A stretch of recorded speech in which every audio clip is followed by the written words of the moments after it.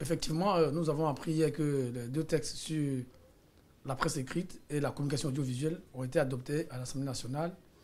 Il faut dire que nous avons été surpris de ce dénouement parce que depuis plusieurs mois, nous étions contre plusieurs dispositions de ces deux textes qui avaient été introduits par le gouvernement au niveau du Parlement.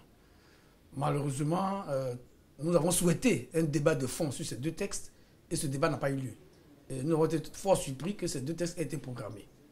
Selon les informations dont nous disposons aujourd'hui, il semblerait que l'article 90, notamment pour la loi sur la presse écrite, qui préconisait qu'on puisse emprisonner les journalistes de 1 à 5 ans pour un certain nombre de délits, aurait été supprimé. Si ces informations avaient juste, ce serait une bonne chose. Il faut le dire tout de suite. Si ces informations sont justes, ce serait une bonne chose. Mais nous regrettons, parce que nous n'avons pas eu l'occasion d'avoir ces discussions que nous souhaitions avec le gouvernement. Nous espérions que nos préoccupations, qui sont connues, qui ont été transmises aux ministres, qui ont été transmises au Parlement, notamment à la Commission des affaires sociales et culturelles, nous espérons que ces propositions ont été prises en compte. Si elles l'ont été, parce qu'on nous a appris aussi que des députés, notamment ceux du groupe Vox Populi, ont fait plusieurs amendements. Donc nous attendons de voir le texte définitif. Nous espérons que nos préoccupations ont été prises en compte sur les deux textes.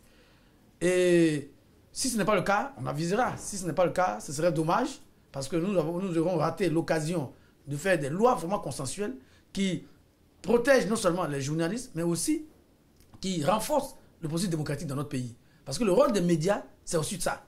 Or, les tests tels qu'ils avaient été proposés, nous estimions que les tests ne favorisaient pas un ancrage vraiment de la démocratie, notamment au niveau d'un certain nombre de dispositions sur la communication audiovisuelle, sur la presse écrite, notamment au niveau de la composition, par exemple, des organes de régulation.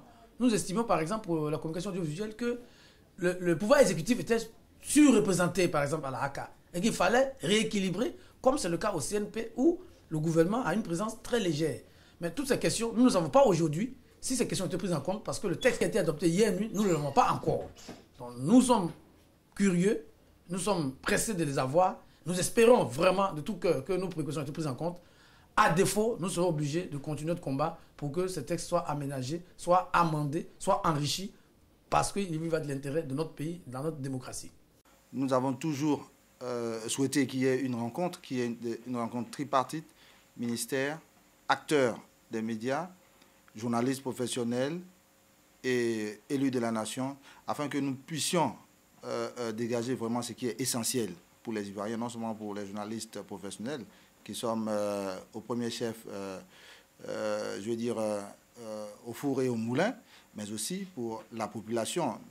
Parce que ce que nous avons reproché la première fois au moment où le projet de loi a été programmé et je veux dire, accepté par la commission, nous étions insurgés et nous pensions que cette rencontre-là arriverait. Mais ce que nous reprochons à la situation, c'est que c'est le caractère sibyllin qui s'en est suivi. Et nous pensons qu'en tant qu'acteurs et en tant que groupe majeur de la société civile, nous devrions, à juste titre, être informés ou être approchés pour apporter justement nos observations, nos suggestions. Mais nous voyons que la loi a été adoptée en plénière. Nous pensons tout simplement que le ministère ne fait qu'ouvrir le débat. Nous nous retrouverons en atelier parce que nous avons mis sur pied une plateforme des organisations professionnelles des médias pour défendre justement nos intérêts. Nous nous retrouverons en atelier pour tamiser effectivement tout ce qu'il y a comme ingrédients réfractaires ou liberticides, donner notre réponse définitive. Pour l'OJPCI, nous pensons que le ministère ne fait que tout simplement ouvrir le débat sur la loi. Et tant que la loi, pour nous, est liberticide et réfractaire, nous l'attaquerons. Pour l'instant, nous pensons que tout ce qu'il y a à retenir de cette loi, c'est qu'elle a été décidée sans les acteurs majeurs, sans ceux qui sont au four et au moulin, sans ceux qui sont les premiers concernés par cette loi.